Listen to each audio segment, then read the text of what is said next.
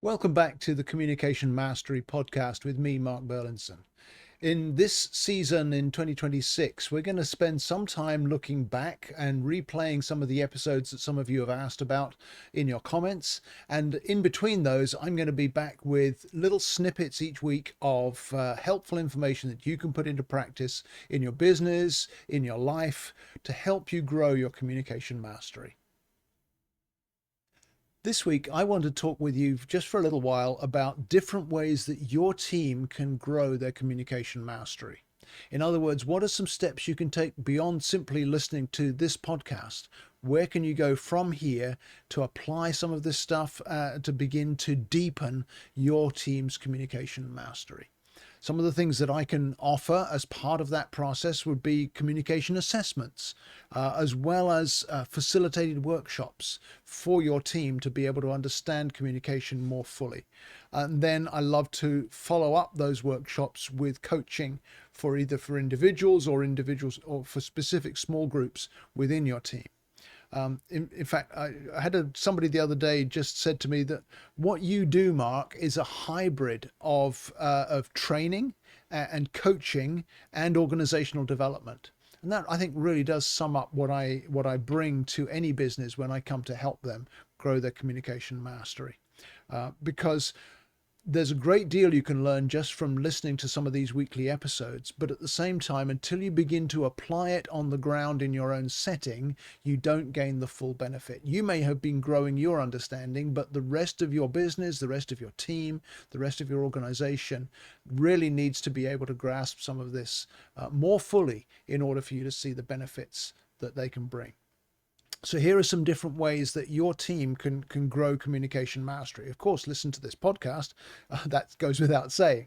But then the next thing that can really help is to get individual communication style profiles for each of your team members. Because, as we've said many times on this podcast, self-awareness is really the starting point for effective communication. So getting those individual communication style profiles really helps each person to go, oh, okay, yeah, that gets me. This is how I'm wired. This is my preferred way of communicating, but I also understand that makes me different from other people. I see what I have to offer, but I also see some of the gaps or some of the areas where people who are different from me might rub me the wrong way if I wasn't aware of how I'm wired. So those individual communication style profiles really make a difference as a starting point for growing communication mastery. And then second thing that can make a big difference is to bring the team together for a session, a facilitated workshop, basically. That could be, ideally you want 3 or maybe 4 hours together to be able to have discussion and interaction around what we're learning, but to be introduced to all 7 communication styles, like that's a team that you're hiring or a team that you get to know. Actually, to be honest, 3 or 4 hours isn't very long, is it? But it's a starting point, at least, where your team can begin to learn the benefits, the quirks, the characteristics, the qualities of each of those 7 communication styles. And everyone will identify with something in each one because we all have all 7, as we've said before. But a facilitated workshop really gives you the setting where in discussion you can really unpack a little more of what it means to be able to leverage those 7 styles. There's a phrase that I use very often in workshops, and I think it helps people to understand why they need the workshop. It's, I want to give you the ability to hold a team meeting in your head between these 7 different communication styles that are all in here and they're all doing their thing, but you need to understand what your team is comprised of, just as you do in the real world, in your business. As you're seeing the team members of your team working together, you begin to identify what each one can bring to the table. Well, you've got 7 voices in your head and you need to make sure you listen to all 7 of them to get the full benefit of the communication styles wiring. Then there's a third thing that will help the team after that presentation, after a facilitated workshop, is to have a kind of diagnostic discussion, have a review discussion after the workshop, where we come back together after maybe a couple of weeks of seeing this in practice in the day-to-day life of the business or in the day-to-day interactions of the team, to come back together and to look at, so where were some areas where we saw the strengths of these communication styles really make a difference for us? Where are some areas where we still had conflicts or we still had misunderstandings? What can we learn from those times? What can we learn from those incidents? Which communication styles were in play? Did we miss something? Was there some area of distress in that communication? Having a diagnostic discussion, having a review session really helps the team take this to another level. When you hear the 7 styles initially, we tend to apply them to ourselves. But when you get to a diagnostic discussion a couple of weeks later, then you start to recognize how this applies to other people as well as to me. And then something that can help in a lot of business settings is then to gather the leaders or the managers or the team leaders, whoever that may be, the leadership teams or the leadership group, to have a follow-up session with them to really support their integration of communication understanding into the rest of what they're doing. There are tools that I can use where each team leader can be really empowered to make sure they don't miss any of the communication styles in the way they're leading their team, whether it's in the way they're conducting a team meeting or in the way they put out an email to the whole team or in the way that they handle individual members of the team. So those follow-up sessions can be very valuable because the team leaders are now growing their communication mastery, and now we're beginning to apply it specifically to the situation on the ground in that team. And something that I've seen different businesses really take up recently, and this is something that's relatively new for 2026, I'm starting to create what I'm calling communication advocates. So I interact with 1 or 2 people in a business on a weekly basis, just sending them a prompt or a helpful guide or a reminder, something that will help them to keep communication skills at the forefront of the day-to-day life of the business. So this could be maybe your office manager, if they're the key person who can see where miscommunication's happening, or maybe it's the business owner wants to stay up to speed to make sure we keep communication central as a key performance indicator for the business. Or it may be 2 or 3 of your mid-level managers who are really interested in communication and how it applies, and with a little more input from me and the ability to come back to me with questions and comments, that interaction can really help the business. So that ongoing support, you don't need me to come in every week to help your team meeting be more effectively focused on communication. You need a couple of communication advocates within your team, and we can arrange that as well. So those are some of the ways that your team can grow, and each one builds on another, if you like. Often a question I get is, well, so how long does this take and how quickly will it work? I've seen typically there's observable change. The initial change can often be seen in as short as 3 to 4 weeks, maybe 6 weeks at the maximum. So you're already beginning to see the impact when each person has taken an individual communication style profile and we've done a workshop. Within 3 weeks, you're going to see differences in the way those teams are operating, in the way your folks are relating to one another, and particularly in the way they're applying their understanding into their task or their role or their interaction with the customers.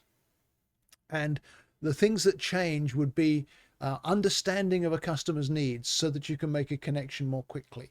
That fruit is often seen most quickly on the sales side, as your sales teams, particularly if their communication wiring is strong in those styles that lend themselves to sales, and usually they are, of course, but when they begin to learn to adapt to others rather than simply using their own strong sales style, they can adapt and know that here's a person who needs action, just get to the point, get it done, get it finished.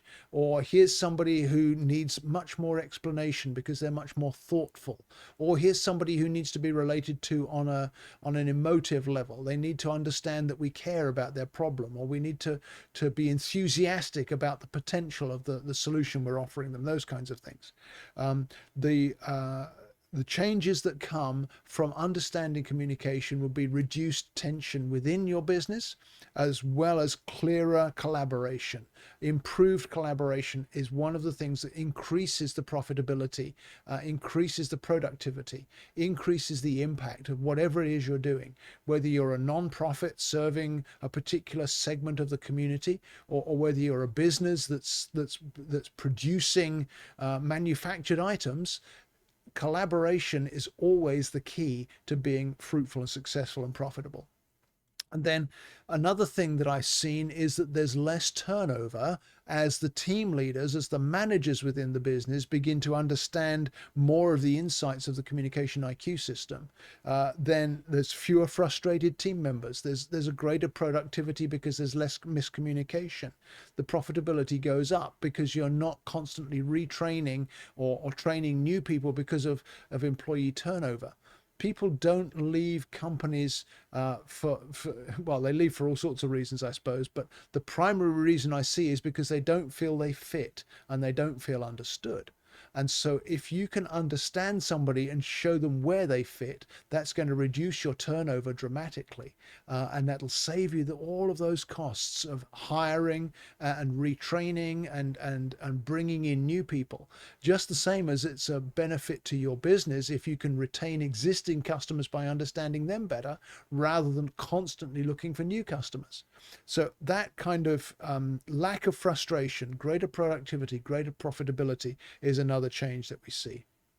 And then longer term, as leaders in a business, you're able to assign roles more effectively because you understand people's profiles. I could put this person into this role and maybe they've done it before, but they didn't enjoy it, but I need them to do it. Or maybe there's somebody else on the team who's got a different profile that would actually be a great fit for this need that we have. Being able to understand different people's profiles, not that that defines a person and restricts them, but it does give you insight into the way that person's wired. It won't tell you what they can do, but it will tell you how they can do it. And that is so often a valuable insight for a business owner or for a team leader. And then you can also get clearer communication between the leadership and the workforce. So your folks feel more engaged, your employees feel more connected to the leadership. Disconnection is such a powerful tool for causing problems in businesses. So the opposite is also true. A greater sense of connection brings flourishing, brings health to the whole corporate workforce. And so as you get into that clarity of communication, you're going to see differences in so many different ways. So those are different ways your team can grow communication mastery beyond simply listening to these episodes. And if you'd like to take up one or more of those, I'd be happy to help you. Just give me a call, drop me an email. All the information is on my website at markburlinson.com. We'll see you next week with more insights for communication mastery. And until then, have fun applying what you've learned today. Thank you so much for listening to today's episode. It would mean a lot to me if you'd rate and review the podcast so it helps more listeners to find us. But also, would you give me your feedback on things you'd like to hear about in future episodes? And remember to share the episode with a friend if you see something that would benefit them as well. You can reach me with feedback through my website at markburlinson.com. Just click on the contact button and send me a message. I respond to everyone personally, and I really want to hear from you. So thank you again for listening, sharing, reviewing, and giving me your feedback.